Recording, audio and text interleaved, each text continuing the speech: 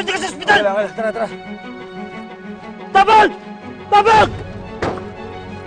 Atas! Emergency!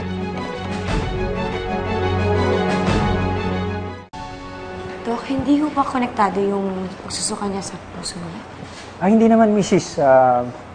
Hindi lang na-digest ng bata ang kinain niya. But unfortunately, nakakadagdag ito sa paghihina ng katawan niya.